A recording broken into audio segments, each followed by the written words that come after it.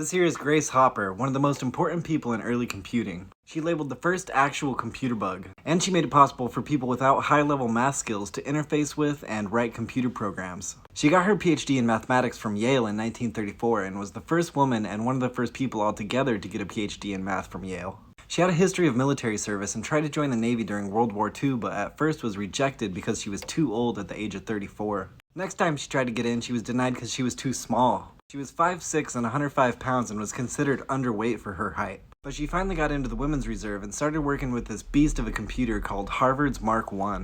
It was 51 feet in length, 8 feet tall, and weighed almost 10,000 pounds. One time she was working with that machine's successor, Mark II, but it wasn't working right. And a coworker found an actual moth in the relay that was making it dysfunctional. So they taped it to the logbook and labeled it the first actual case of a bug being found, and this paper now sits in the Smithsonian. And so the Queen of Code, as she's called, popularized the term debugging for computers. The thing that makes her super important in computer science, though, is she invented compilers, or English-like computer languages. At the time, those big old computers were using machine code, and you basically had to be a mathematician to write machine code.